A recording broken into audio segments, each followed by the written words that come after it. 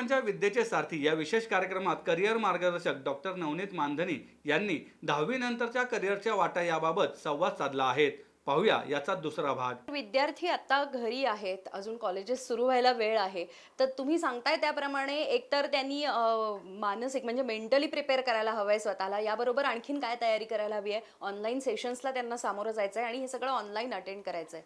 आता जर जी लहान मुलं आहेत म्हणजे 5वी ते 10वी पर्यंतची, ती जनरेशन ऑलरेडी हॅबिच्युअल झालेली आहे ऑनलाईन लर्निंगला, कारण त्यांना शाळेत कॉलेजेसमध्ये सगळ्या गोष्टी आहेत. बट द प्रॉब्लेम इज आता जी मुलं 11वीत आहेत ते तेवढी हॅबिच्युअल नाही आहेत. मी इवन आत्ता पण 12वीचे जे सगळे हे घेतोय, माझे जे काही सेशन्स घेतोय ऑनलाईन, माझे क्लासेस सुरू झाले आहेत 12वीचे. दररोज मी 250 मुलांच्या 3-4 बॅचेस घेतोय. तर सुरुवातीला 3-4 दिवस आम्हाला त्रास झाला, मुलांना मी समोर नाहीये किंवा ते मला दिसत नाहीये. पण तो लॅटर ऑन एवढा चांगला आता कोपअप झाला, यू वोंट बिलीव्ह. जवळजवळ 40% सिलेबस संपायला आलाय अँड विदाऊट अ सिंगल म्हणजे त्यांच्याकडून कोणत्याही प्रकारची कंप्लेंट नाहीये. आणि आपण काय करतो, ऑनलाईन म्हणजे प्युअरली ऑनलाईन जात नाहीये. आपण सगळ्यात पहिले 1 to 1 face to face online lecture होतील. तो लेक्चर झाल्यानंतर आपण डाऊट क्लिअर सेशन ठेवलेला आहे, ज्यामध्ये मुलं आपल्याला व्हॉट्सअपवर कॉल करून डायरेक्टली फोन करून विचारू शकतात. आणि एखाद्याचा लेक्चर मिस झाला तर तो सेम लेक्चर युट्यूबवर पण आहे. So this 3 facility we are giving. आणि त्याला नोट्स ऑलरेडी त्याच्या घरी पोहोचलेले असतील लॉकडाऊन नंतर. तर everything is available at door step. पालकांना आणि मुलांना घराच्या बाहेर निघायचंच नाहीये. टोटल स्टडी ती त्याच्या घरी होईल. नक्कीच. आणि यासाठी ॲम्बिशियस क्लासेसच्या नवी पेठच्या मुख्य कार्यालयाला तुम्ही भेट देऊ शकता. तुम्हाला यूट्यूबवरती आणि फेसबुकवरती आमचे ॲड्रेस आणि फोन नंबर पण मिळतील. सर, आपल्याला प्रतीक्षाने हा प्रश्न विचारलेला आहे की CA करताना साईड बाय साईड BCom केलेलं चांगलं का BBA? ओके, ॲक्च्युअलमध्ये हा प्रश्न बरेचसे विद्यार्थी विचारतात. कॉम्बिनेशन समजून घ्या सगळ्यात पहिले. BCom मधले काही सब्जेक्ट्स तुम्हाला CA मध्ये मिळतील, पण BBA मध्ये जर तुम्ही BBA करत असाल तर BBA itself is a specialised course. त्यामध्ये वेळ द्यावा लागतो. मग तुम्ही CA ला प्रॉपर वेळ नाही देऊ शकणार आणि त्या केसमध्ये तुमचा रिझल्ट डाऊन होऊ शकतो. सो माय सजेशन इज, तुम्ही जर CA, CS, CMA काही करत असाल तर त्यासोबत BCom केलेलं जास्त बरं रादर दॅन BBA. हां, LLB करता करता CS करतात मुलं, तो एक चांगला कॉम्बिनेशन आहे. आणि इवन तुम्हाला ऐकून हे वाटेल की इंजिनिअरिंग करताना लोक CMA करतात. So my answer to you is, don't do BBA with CA because टाइमच नाही होणार आणि रिझल्ट नाही येऊ शकेल त्यानुसार. You should go for BCom and CA. That is far better. अच्छा सर, CA, CS आणि CMA बद्दल आपण मगाशी पण बोललो होतो, पण अजून एकदा सांगा. असा रायकर यांचा प्रश्न आहे की त्यांचा. ओके, रायकर साहेब, ऍक्च्युअल मध्ये काही की CA, CS, CMA या तिन्ही डिग्रीज किंवा सर्टिफिकेशन कोर्स सेंट्रल गव्हर्नमेंट कडून रन केले जातात. आणि या रन करत असताना तुम्हाला त्यासाठी रजिस्ट्रेशन ऑनलाईन गव्हर्नमेंटकडे करावं लागतं. या तिघांच्या परीक्षा 12वी नंतर असतात. 12वी मधले 3 विषय मॅथ्स, अकाउंट्स आणि इकॉनॉमिक्स हे तुमचे चांगले असणं गरजेचं आहे. आणि या तिघांचा 11वी पासून अभ्यास करताना CA, CS, CMA चा अभ्यास करायला पाहिजे. 12वी होता 6 महिन्यानंतर याची परीक्षा राहील. त्याला पहिला टप्पा म्हणतो फाउंडेशन, त्याच्या 2 वर्षानंतर इंटरमिजिएट आणि 2 वर्षानंतर फायनल. आणि साइड बाय साइड ग्रॅज्युएशन करायचं. याला कोणताही कॉलेज, युनिव्हर्सिटी नसतो. ऑनलाईन तुम्हाला रजिस्ट्रेशन करायचं असतो, तो पण आपण करून देतो.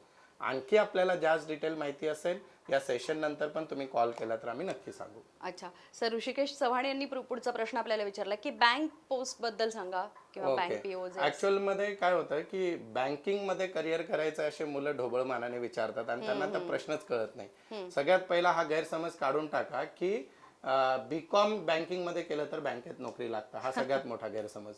तुम्हाला जर बँकेत जायचं असेल तर 2 वेने जावा लागतो. पहिला, जर तुम्हाला नॅशनलाइज बँकेत जर जॉब करायचा असेल तर तुम्हाला PO किंवा क्लरिकल ग्रेडच्या परीक्षा द्यायच्या असतात. क्लरिकल ग्रेडची इलिजिबिलिटी 12वी जरी असेल तरी परीक्षा ग्रॅज्युएशन नंतरच असते आणि PO ची पण ग्रॅज्युएशन नंतर असते. मोर ऑर लेस यांचा सिलेबस CET, CAT स्कॉलरशिपचा ॲडव्हान्स सिलेबस असतो समजा. पण तुम्हाला जर प्रायव्हेट बँकांमध्ये नोकरी करायची असेल तर अशी कोणतीही परीक्षा नसते. त्यासाठी तुम्ही MBA फायनान्स केलेला असेल तर तुम्हाला जास्त स्कोप आहे. दुसरी महत्त्वाची गोष्ट म्हणजे, जर का तुम्हाला सहकारी बँकेत वगैरे नोकरी करायची असेल साधारणपणे, तर त्यासाठी GDCA नावाची एक महाराष्ट्र गव्हर्नमेंटची परीक्षा असते, ती पास होणं गरजेचं आहे. अच्छा, याबरोबरच सर बरेच जण आपल्याला असं विचारतात की होम नोट्स मिळतील का, म्हणजे क्लासेस आणि हे सगळं ऑनलाईन. तुम्ही जरी माझा क्लास लावला नाही ऑनलाईन, तुम्ही जरी ऑनलाईन कॉलेज मी सांगतोय तिथं प्रवेश नाही घेतला, तरी माझे नोट्स तुम्हाला घरपोच मिळतील. जे काही त्याचे, आणि ते पण चार्जेस असे काही MRP वगैरे नाही. जेवढे प्रिंटिंग चार्जेस आहेत तेवढेच तुमच्याकडून घेऊन ते नोट्स तुमच्या घरी पोहोचते. अच्छा. कैलाश यांनी प्रश्न विचारलाय सर की IAS बनायचं असेल तर कॉमर्समध्ये काय करता येईल? कॉमर्समध्ये साध्यात साध्या कॉलेजमधून BCom करायला पाहिजे. 11वी पासूनच पुण्यासारख्या ठिकाणी किंवा बऱ्याचशा ठिकाणी इंटिग्रेटेड कोर्सेस चालू आहेत. तयारी तुम्ही 11वी पासून सुरुवात करा, म्हणजे at least start reading 5-6 newspaper from today itself. आणि तुम्हाला मग कॉमर्समधले पण स्पेशलाइज सब्जेक्ट घेऊन, ऑडिट वगैरे घेऊन, बुककीपिंग आणि ऑडिट किंवा टॅक्सेशन हा घेऊन UPSC एक्झाम स्पेशलायझेशन देता येते आणि त्याच्यातून पण तुम्ही IAS IPS ज्या सगळ्या एक्झाम्स आहेत त्या देता येतात रादर दॅन टेक्निकल.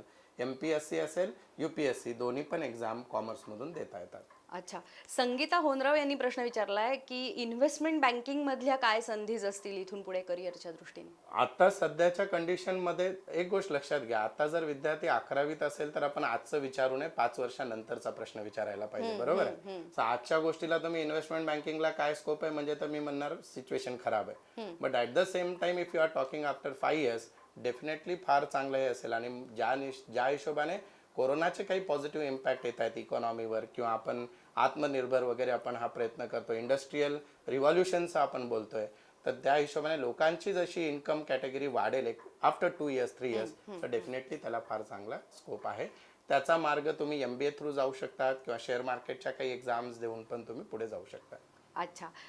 सर बऱ्याच जणांचं आपल्याला हे होतं की नेमकं नवीन शैक्षणिक वर्ष सुरू कधी होणार आहे? अवधूत यांनी प्रश्न विचारला. इन्स्टा लाईव्ह वर पण बरेच जण प्रश्न विचारतात ओके. आणि मग त्याबद्दल अजून थोडं कन्फ्युजन असल्यामुळे नक्की डिसिजन कसा घ्यायचा, मला वाटतं आपण सुरुवातीला याबद्दल बोललोच होतो, परत एकदा आपण ते उत्तर देऊया. फार चांगला प्रश्न आहे आणि काळजीचा प्रश्न आहे तुमच्या सगळ्यांचा. मला नाही वाटत की सप्टेंबरच्या अगोदर जरी म्हणजे सगळ्या गोष्टी ओपन होत असतील तर शाळामध्ये असेल, कॉलेजमध्ये असेल तर हा गॅदरिंगचा काम आहे, म्हणजे नंबर ऑफ स्टुडंट काही की जास्त.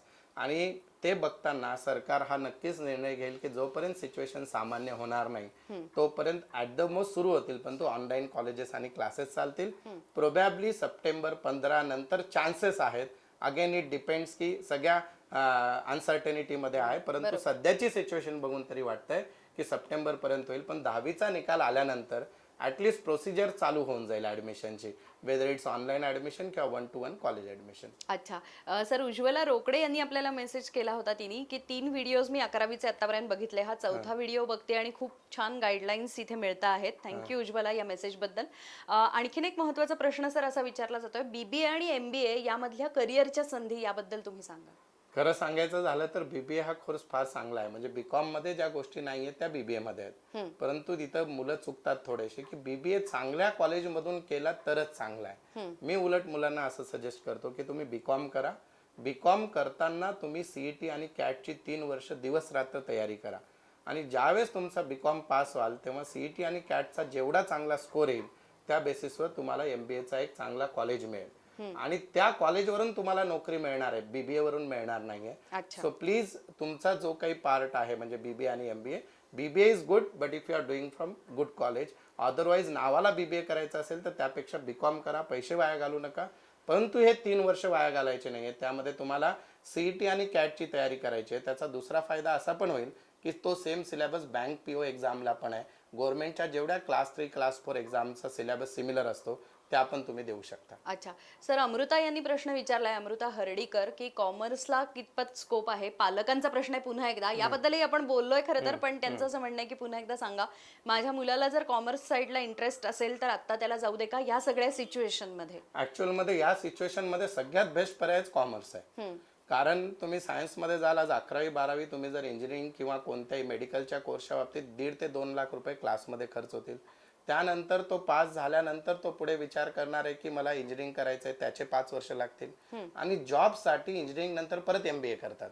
तर बेटर वे कॉमर्स मधून MBA पर्यंत जा. जर CA CS CMA करायचं नसेल तर त्याला जास्त स्कोप आहे. हा पहिला पॉईंट. दुसरा मुद्दा असा आहे की माझ्याकडे एक असा एक्झाम्पल आहे, मागच्या वर्षी भारतात फर्स्ट जो CA मध्ये विद्यार्थी आला तो सायन्स मधला होता. 11वी 12वी त्याने काही एक्झाम दिली होती JEEची. इंजिनिअरिंग मध्ये त्याचा चांगला रँक आला, पण त्याला तो कॉलेज जसा पाहिजे तो मिळाला नाही, म्हणजे 2 वर्ष त्याचे खऱ्या अर्थाने वाया गेले होते. पण त्याने नंतर निर्णय घेतला की नाही, मी कॉमर्स साठी तयार झालाय. आणि तुम्हाला विश्वास बसणार नाही, तो विद्यार्थी फर्स्ट अटेम्प्ट मध्ये सायन्स बॅकग्राऊंडचा असून पण ऑल ओव्हर इंडिया जिथं 2 लाख मुलं एक्झाम देतात त्यात फर्स्ट आला आणि तो आता इंटरमिजिएट मध्ये आणि मग फायनल मध्ये पण जाईल. तर खऱ्या अर्थाने कॉमर्स एज्युकेशन म्हणजे इट इज म्हणजे तुम्हाला ज्यावेळेस तुम्ही हे कोर्सेस करता त्यावेळेस तुम्हाला पैसे मिळतात आर्टिकलशिपच्या माध्यमातून.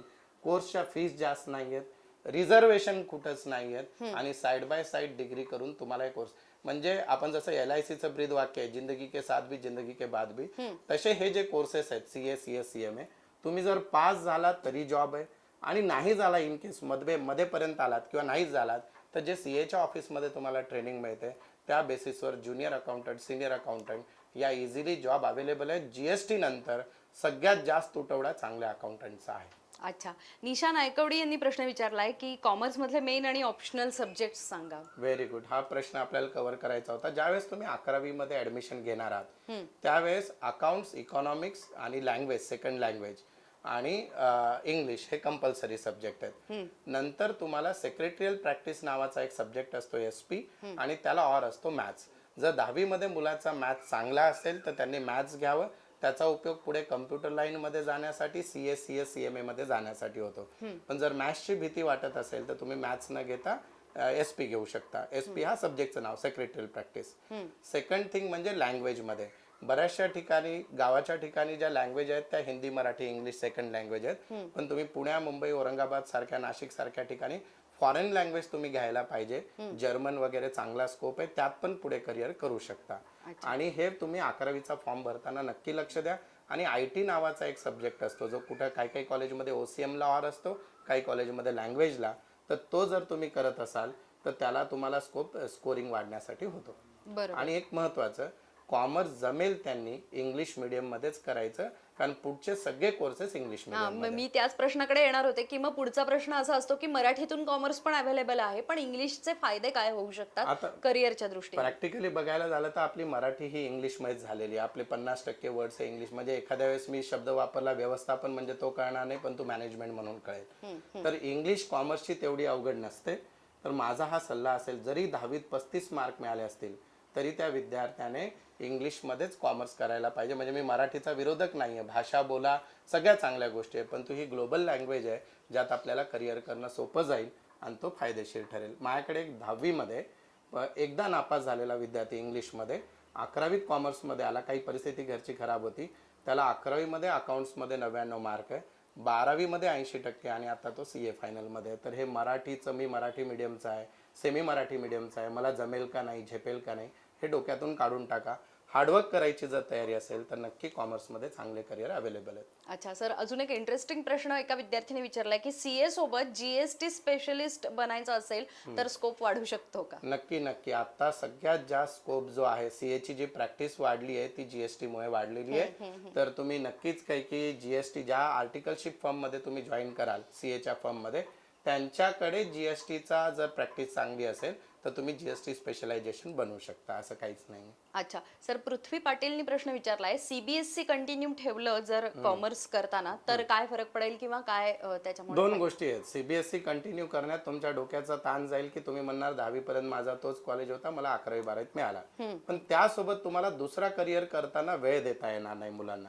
आणि CBSEतून कॉमर्स केलं म्हणजे 1 स्टार जास्त मिळतो आणि महाराष्ट्र बोर्डातून केला म्हणून कमी मिळतो अशातला काहीच भाग नाहीये. दुसरी गोष्ट अशी आहे की तुम्हाला जी 11वी मधून प्लॅनिंग करायची आहे त्याला वेळ मिळत नाही. सो माय सजेशन इज जर ऑप्शनच नसेल तर गो फॉर CBSE. पण तो ऑप्शन असेल तर महाराष्ट्र बोर्डातून केलेलं कधीही चांगलं. अच्छा, बऱ्याच विद्यार्थ्यांचा सर हा प्रश्न आपला कार्यक्रम सुरू झाला तेव्हापासून आहे की 10वीचा रिझल्टच आलेला नाहीये आणि जिओग्राफीचा मेन इश्यू जो आहे की पेपर आता होणार नाही किंवा काय जे सगळं चाललेलं आहे तर यासाठी मग काय निर्णय घेता येईल विद्यार्थी आणि पालक दोघांचे? एक गोष्ट लक्षात घ्या, कोरोनाचा पहिला पॉझिटिव्ह इम्पॅक्ट मला तरी मनापासून हा वाटतो की यावर्षी रिझल्ट फार चांगले येतील. म्हणजे तुम्ही ऑलरेडी पालक जे आहेत ते आर्थिक दृष्ट्या आणि मानसिक दृष्ट्या फार जास्त टेन्शन मध्ये आहेत. तर ऍटलीस्ट गव्हर्नमेंट त्यामध्ये म्हणजे जास्तीत जास्त म्हणजे जिओग्राफी बद्दल तर असा निर्णय झाला की ऍव्हरेज मार्क धरून ते मिळतील. म्हणजे जिओग्राफी मध्ये ऍटलीस्ट तुम्ही नापास होणार नाही. सगळे विद्यार्थी पास व्हायचे चान्सेस जास्त आहेत. मी अनऑफिशियली बोलतोय.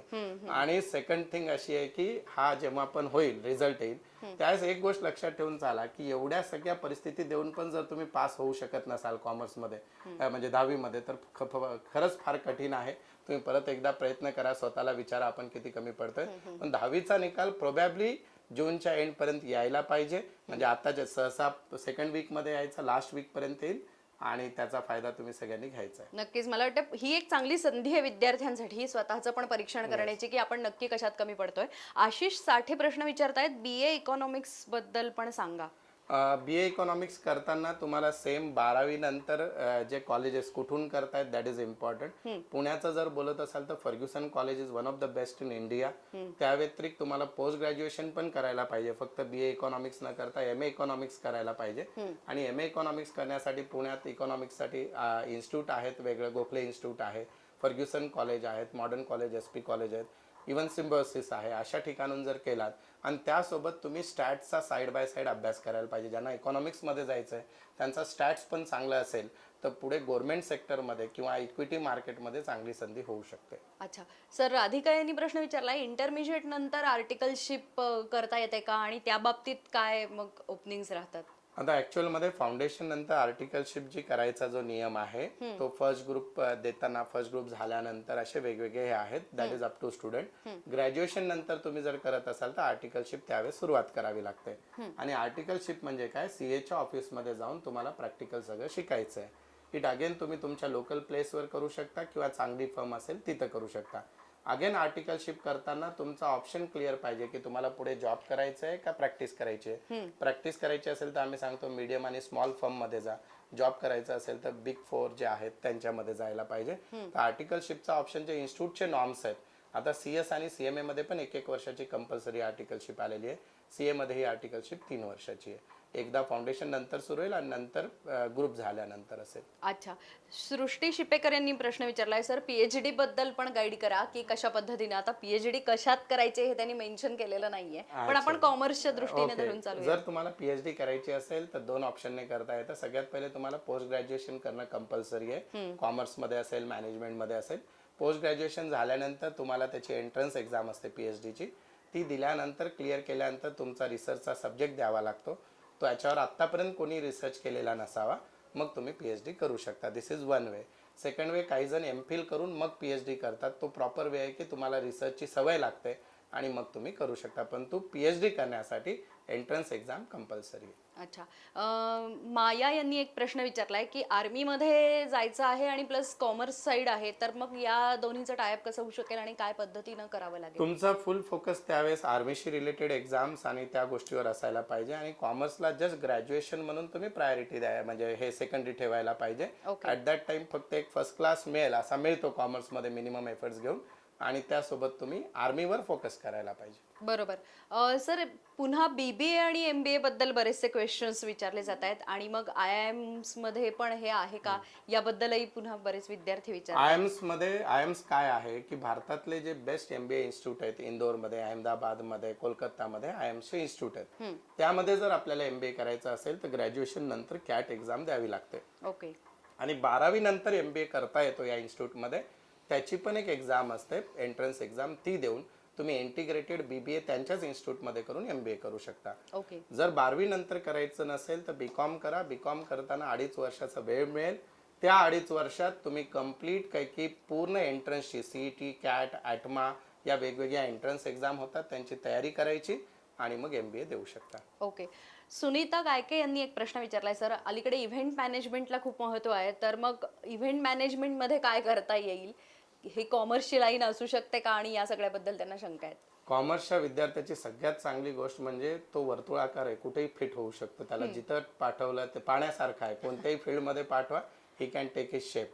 The only thing is event management. सध्या तरी आताच्या सिनारिओमध्ये कोणाला इव्हेंट मॅनेजमेंट वाल्याला विचारलं तर तो तुमच्यावर रागवेल, कारण त्या सगळ्यात खराब वेळ बिझनेस वाईज त्यांच्यावर आहे सध्या तरी. परंतु इव्हेंट मॅनेजमेंटमध्ये बरेचसे असे कॉलेजेस आहेत जे ऑनलाईन कोर्सेस पण देत आहेत आणि त्यासोबत तुम्ही ग्रॅज्युएट पण करू शकता. डिप्लोमा कोर्सेस पण आहे 2-2 वर्षाचे. ओके.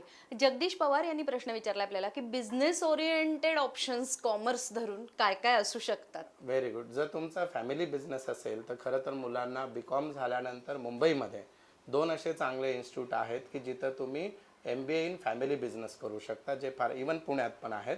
तर तो एक ऑप्शन तुम्ही चांगला तुमच्या मुलांसाठी बघू शकता ज्यांना बिझनेसमध्ये टाकायचं आहे.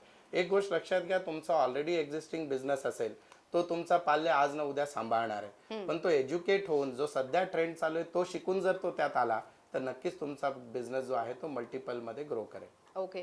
अजून एक इंटरेस्टिंग प्रश्न आहे की 11वी उशिरा चालू होणार आहे आता माहिती आहे. विनय यांनी हा प्रश्न विचारलाय. तर आम्ही अभ्यास कधी चालू करायचा? आतापासून करा. मी तर म्हणतोय माझ्या चॅनलवर पहिला व्हिडिओ आजच श्री गणेश करा तुम्ही. Introduction of book keeping and accountancy असा सोपा. मी मराठीत पण व्हिडिओ ठेवलेत, हिंदीत पण ठेवलेले आहेत. ओके. सो आप हिंदी मराठी कोई भी वीडियो देख सकते हो. एंड उसके साथ साथ आपको नोट्स चाहिए, गवर्नमेंट ने पीडीएफ पे सारे नोट्स अवेलेबल करके दिए हैं. We can also send to you. And then after that from 1 June आम्ही जे हे क्लासेस सुरुवात करतोय कॉलेज आणि classes online, we are starting from 15 June. 15 जून पासून आम्ही चालू करतोय.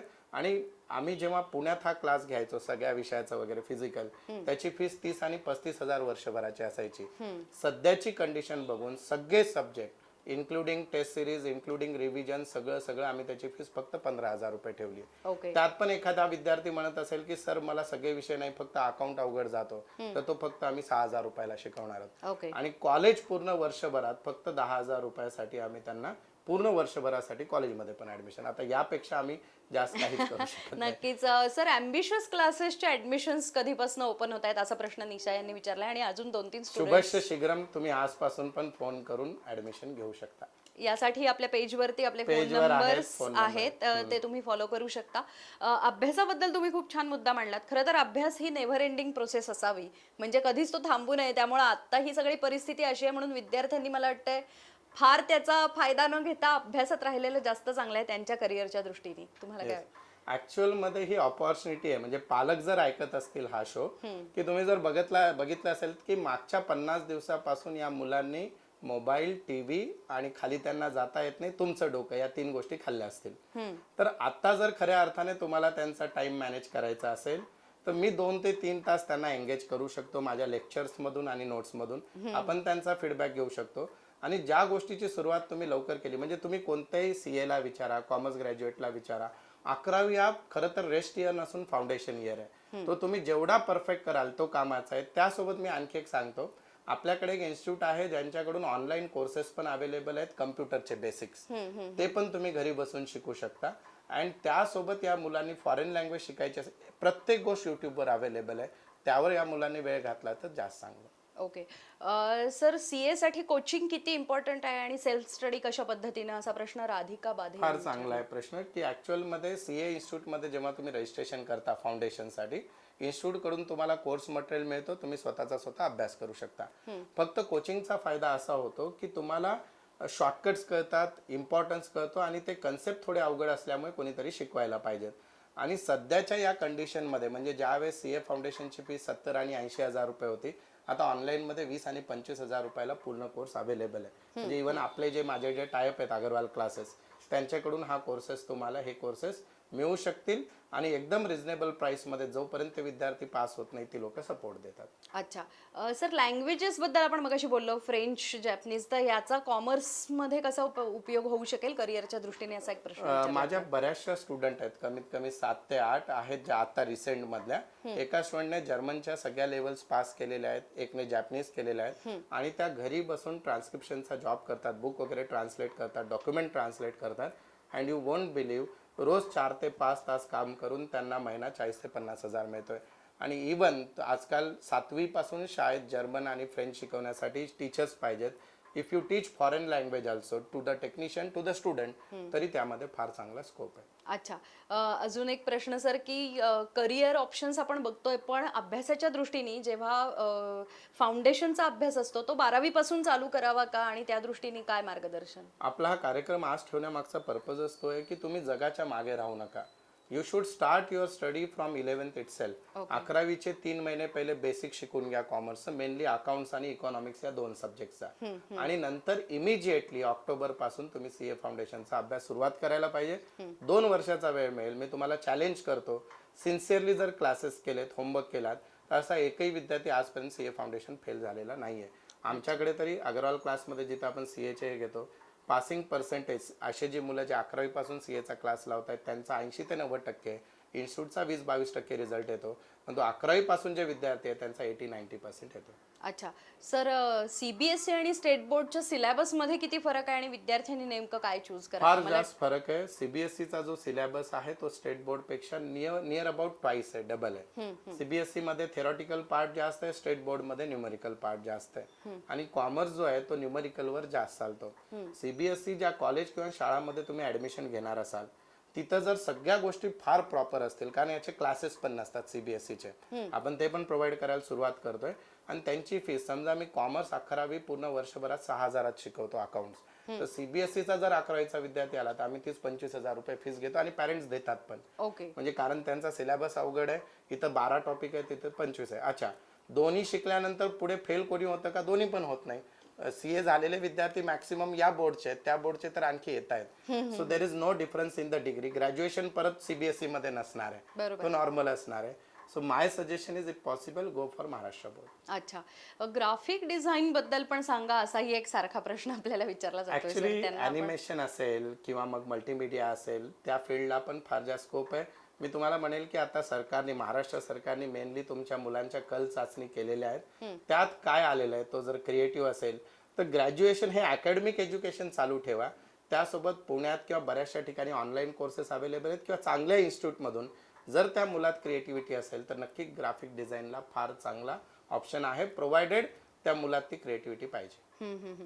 MBA PhD बद्दल सुद्धा सर प्रश्न MBA मधून पण, म्हणजे कोणताही पोस्ट ग्रॅज्युएशन केल्यानंतर वेदर MA असेल, MBA असेल, MCOM असेल, त्यांना एंट्रन्स एक्झाम द्यावीच लागते आणि त्यानंतरच PhD करता येते. आणि PhD नंतर काय होतं हे पण काही जणांना माहित नाही. काही जण PhD फक्त नावाच्या पुढे डॉक्टर लागतं म्हणून करतात, तर खऱ्या अर्थाने PhD नंतर फक्त आणि फक्त तुम्हाला टीचिंग मध्ये स्कोप आहे. अच्छा, अजून एक सर, एक महत्त्वाचा प्रश्न आहे का मगासपासूनच विचारला जातोय की गव्हर्नमेंट आणि प्रायव्हेट सेक्टर, आत्ताची सगळी परिस्थिती बघता सिक्युअर जास्त कोण आहे याच्यासाठी हा त्यांनी प्रश्न विचारलाय, की मग कुठलं करिअर निवडणं जास्त चांगलं आहे. पण तो शेवटी गव्हर्नमेंटमध्ये तुम्हाला करिअर करता येणं हा सुद्धा एक महत्त्वाचा भाग आहे त्याच्यातला. सध्याची सरकारची परिस्थिती बघून तरी असं वाटत नाहीये की गव्हर्नमेंटमध्ये फार मोठ्या ओपनिंग्स होतील.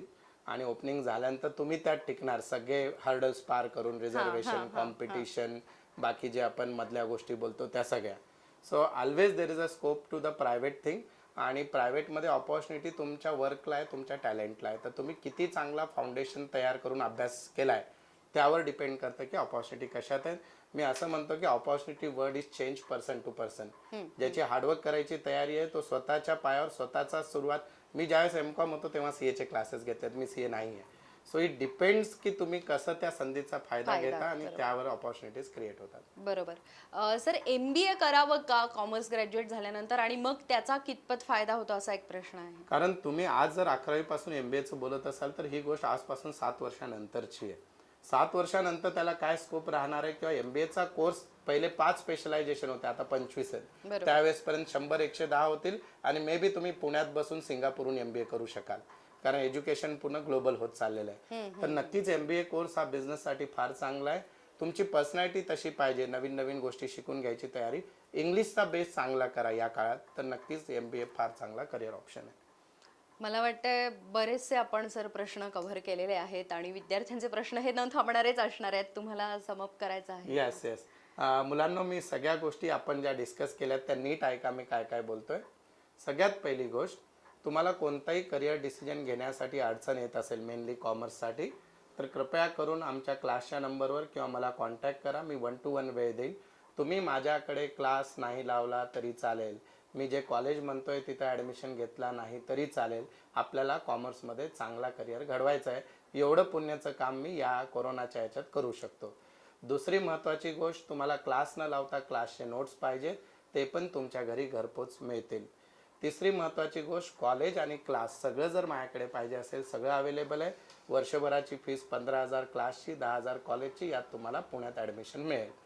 चौथी महत्त्वाची गोष्ट म्हणजे सगळ्यात महत्त्वाचं, करिअर डिसाईड करताना 11वी पासूनच करा. म्हणजे 1 जून पासून तुम्ही अभ्यासाला लागायला पाहिजे. रिझल्ट येईल नाही येईल काही असेल तरी तुमची तयारी सुरू करा.